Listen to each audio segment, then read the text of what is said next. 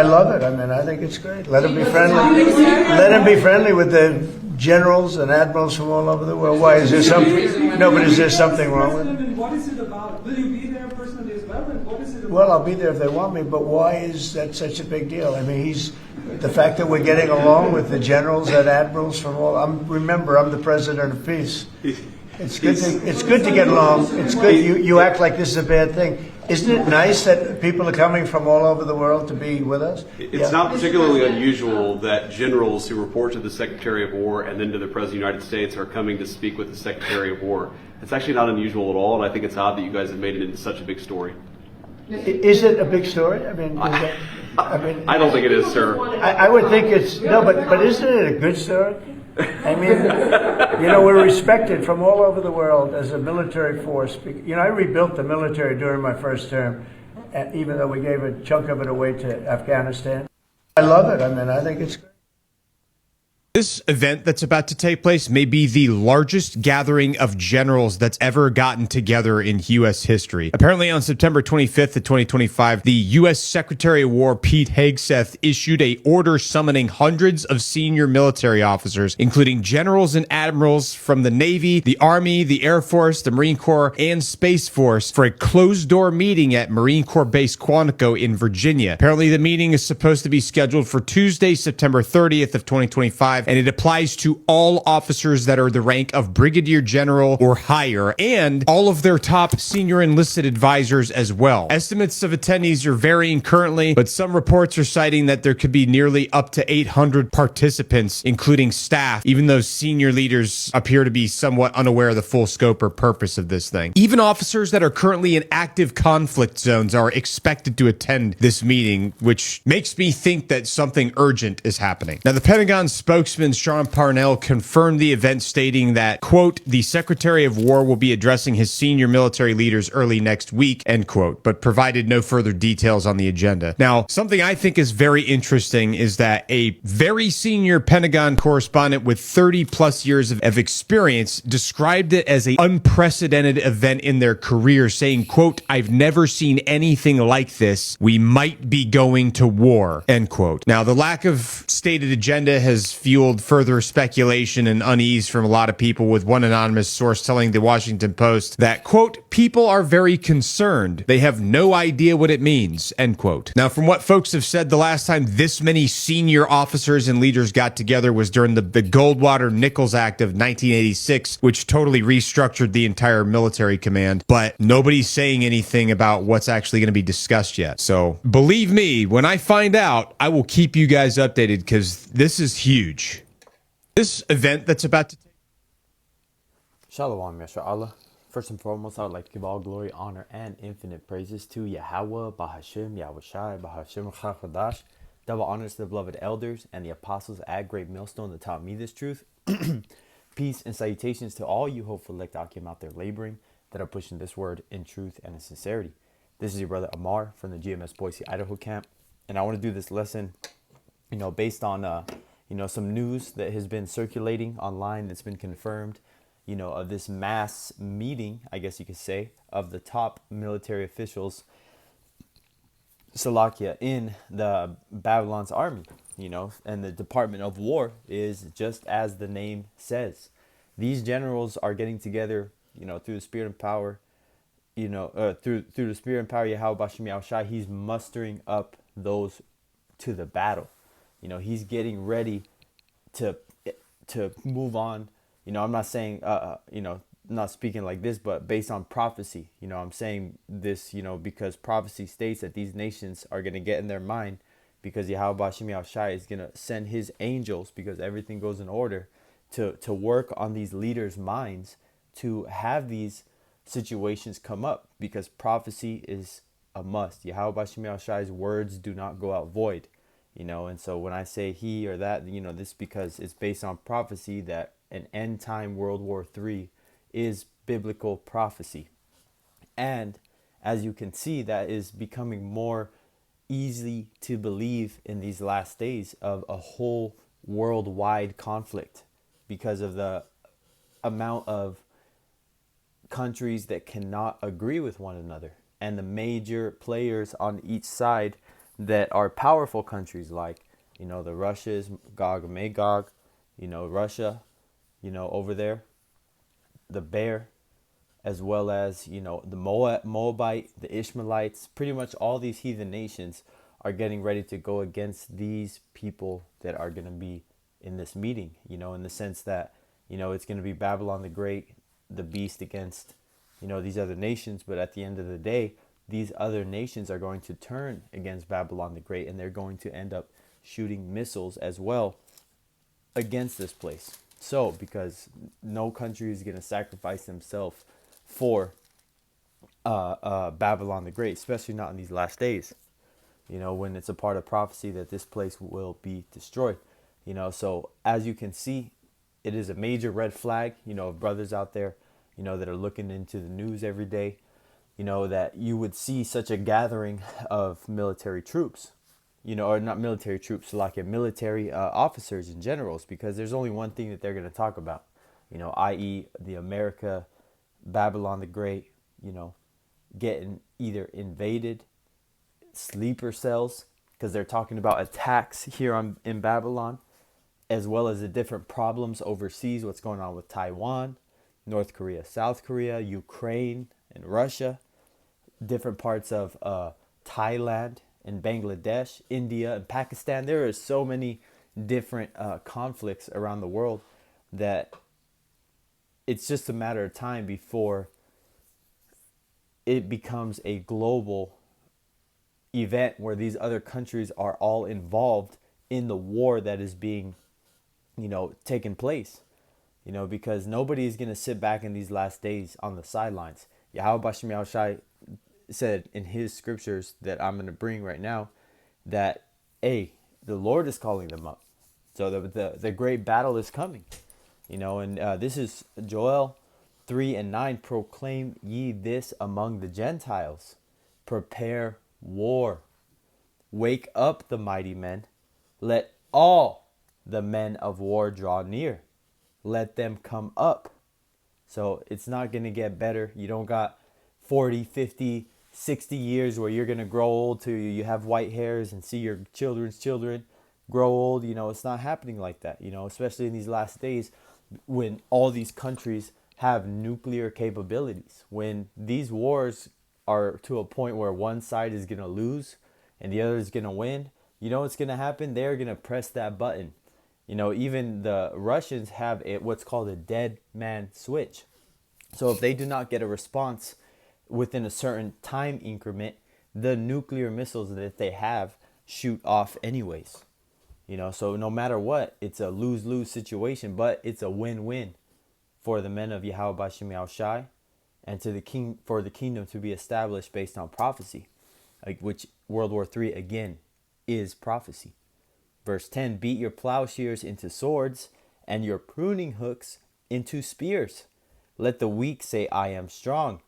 So these agricultural based nations have switched over to technology, and that technology switched over to how they can improve the sword, how they can improve their military capabilities. I.e. North Korea, Russia, China all have hypersonic missiles, which before, let's say even 100 years ago, 80 years ago, they were a mainly rural, not many people farming nation. They just exported whatever main crops that they had, but now everybody is who's got the best weapons. It's not who can get the most variety of vegetables and food and trade and different spices and cloth and linen. No, it's who has the best weapons nowadays, and that is what establishes a country as being powerful, especially in this modern time, which is always, but before, countries would pride themselves off, not just their art of war capabilities, but now that's the only thing that, is respected in these last days, which makes sense because, hey man, the last days are going to be violent. Verse 11, assemble yourselves and come all ye heathen, and gather yourselves together round about. Thither cause thy mighty ones to come down, O Lord Yahweh.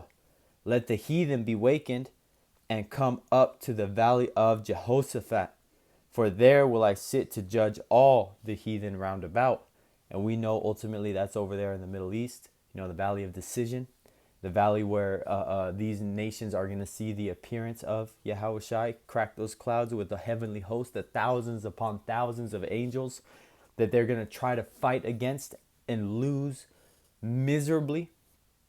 You know, so as you can see, all these nations are getting involved, especially around one of the main characters, if not, yeah, I'll say this, one of the main characters in end time prophecy, which is Babylon the Great, that great whore that rideth upon the beast.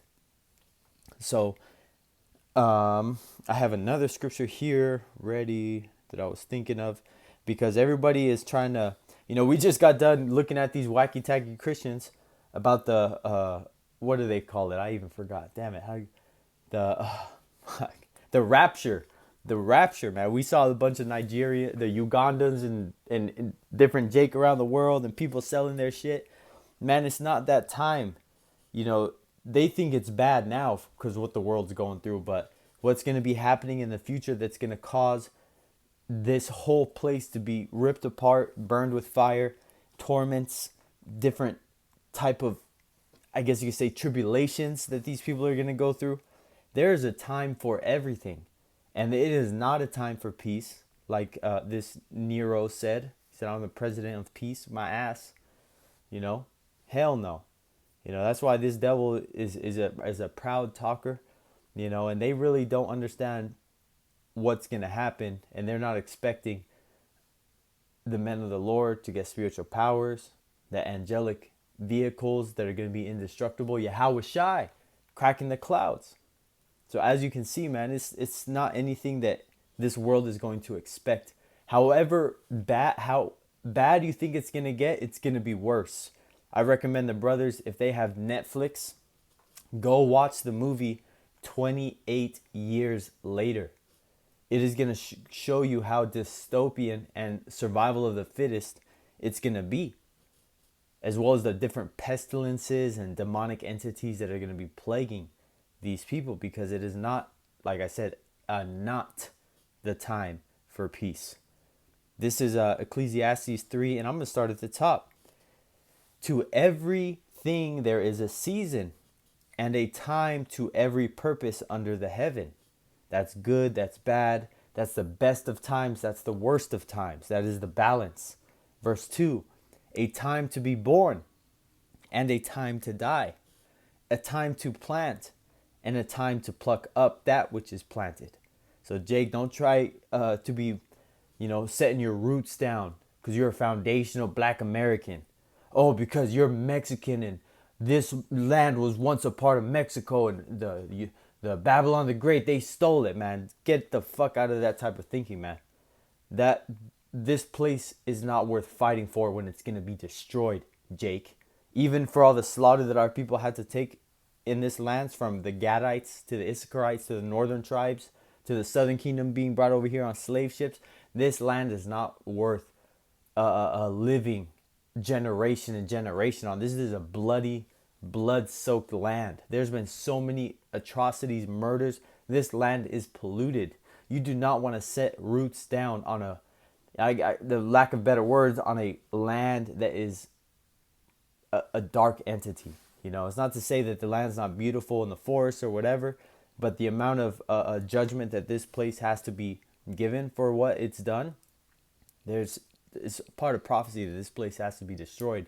So you got to be out of your mind to think that you want to set down roots here, or whatever, man. You want to start a business and, really get into your bag and making sure that you can establish yourself, because you're going to be chasing the bag the whole time and you're going to miss the wisdom, Hey, while I got that point out, I want to bring this out, because I was reading through the Ecclesiasticus, I believe it's in the 38th chapter.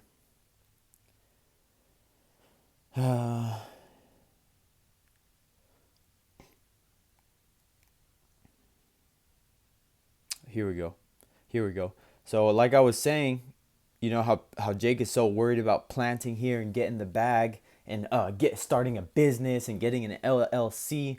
It's not bad to do that, in the sense of the word, to have your own business. But in this type of society, you have to put a lot of energy into paperwork and time and clientele and marketing and actually doing the work, because you're a small business. You're going to be doing the most of it yourself, to where you're not going to be able to put all your energy into this ministry. You're worried about chasing a Federal Reserve note, and you can't understand that you have the best treasure sitting right in front of you. And all you do is got to do videos, be brotherly, follow the law, statute, commandments to the best of your ability. Try to live righteously in a wicked world. We all sin. We all go off. It's impossible, but we are men of Yahweh Bashim Al Shai, and we walk differently in this world. So you have to completely let go and invest in this truth. That's why I want to bring this out. This is Ecclesiasticus 38 and 24, back to the point of there's a time for everything, a plant to sow, a time to plant, and a time to harvest that which is planted, which I read in Ecclesiastes 3 over here. And I'm using this as a precept to show you there's no point in working hard for a life here. You got to get your daily bread, but don't try to do too much, Jake. This is Ecclesiasticus 38 and 24. The wisdom of a learned man cometh by opportunity of leisure, meaning you have spare time to get into the scriptures, to watch videos, to watch brothers, read scriptures on your own, do the homeworks. All these things come by you putting your own time into it. And if you're worried about all these things, where's your leisure time? Continuing, and he that hath little business shall become wise, because you don't want to be here and be there and always trying to stay busy, man. Sometimes you sit your ass down and learn about what's really important. This is verse 25.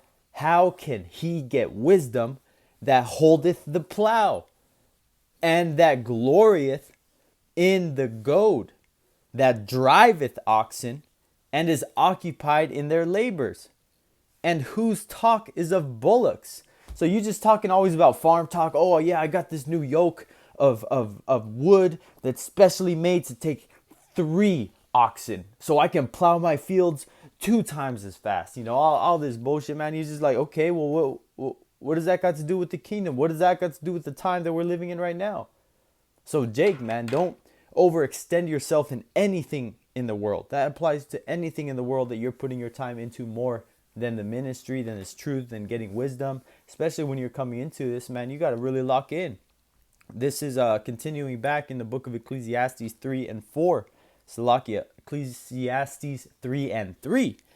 A time to kill, a time to heal, a time to break down, and a time to build up.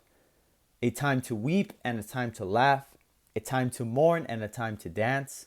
A time to cast away stones and a time to gather stones together. A time to embrace and a time to refrain from embracing. A time to get and a time to lose. A time to keep and a time to cast away. A time to rend and a time to sow. A time to keep silence and a time to speak. We in the time that you better be speaking that correct song, Jake, i.e. this truth and this doctrine correctly. Verse 7, a time to rend. Salakia 8. Yeah, verse 8. A time to love and a time to hate. A time of war and a time of peace. And with that being said, Jake, know that you are in the time of war. And do not let your guard down and lock the fuck in.